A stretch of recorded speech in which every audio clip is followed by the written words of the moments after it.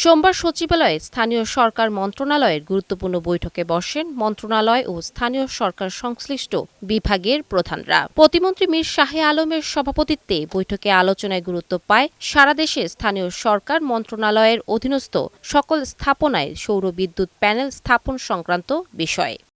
বৈঠক শেষে সাংবাদিকদের প্রশ্নের জবাবে প্রতিমন্ত্রী বলেন, চলতি অর্থ বছরে ৫টি স্থানীয় সরকার নির্বাচন করার প্রস্তুতি প্রায় সম্পন্ন করেছে সরকার। সেই লক্ষ্যে চলতি অর্থ বছরের বাজেটে অর্থ বরাদ্দ রাখা হয়েছে। নির্বাচিত জনপ্রতিনিধি ছাড়া স্থানীয় সরকার প্রতিষ্ঠানগুলো ওইভাবে রান করানো অসম্ভব। আপনারা নিশ্চয়ই জানেন যে এখন ইউনিয়ন পরিষদ, উপজেলা পরিষদ, পৌরসভা গুলোতে জনপ্রতিনিধি, মানুষের ভোটে নির্বাচিত জনপ্রতিনিধি নাই।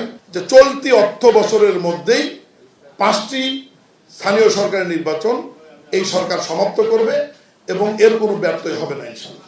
অপর এক প্রশ্নের জবাবে প্রতিমন্ত্রী জানান, সরকারের ১৮০ দিনের কাজের পুরোপুরি সন্তুষ্ট নন তিনি। আরও ভালো করার সুযোগ ছিল বলেও মন্তব্য করেন তিনি। বর্ষাকালে এবার আমার মনে হয় যে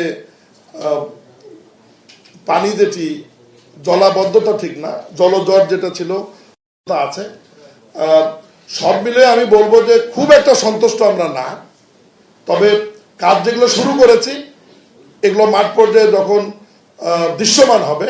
বৈঠকের বিষয়ে মীর শাহে আলম বলেন, মন্ত্রিপরিষদ বিভাগের সিদ্ধান্ত অনুযায়ী দ্রুত স্থানীয় সরকার মন্ত্রণালয়ের অধীনস্থ সারা দেশের স্থাপনাগুলোতে সৌর বিদ্যুৎ প্যানেল স্থাপন করার নির্দেশনা দেওয়া হয়েছে। প্রত্যেকটি প্রতিষ্ঠানে আমাদের নেট মিটারিং থাকবে। নেট মিটারিং এর ফলে যেটি হবে, আমার একটি প্রতিষ্ঠানে 5 কিলোওয়াট বিদ্যুতের প্রয়োজন, সেখানে আমি উৎপাদন করছি 8 কিলোওয়াট।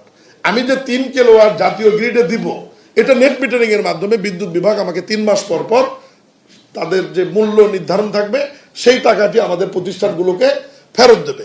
তা আমি মনে করছি যে সরকারের এই উদ্যোগের সাথে আমরা স্থানীয় সরকার, পল্লী সমবায় মন্ত্রণালয় আমরা কাজ করে যাব। খুব শীঘ্রই ঢাকায় চালু করা হবে ই-রিকশা, যার নীতিমালা তৈরির কাজ চলছে বলেও জানান প্রতিমন্ত্রী। হ্যাপি শারমিন, বৈশাখী সংবাদ।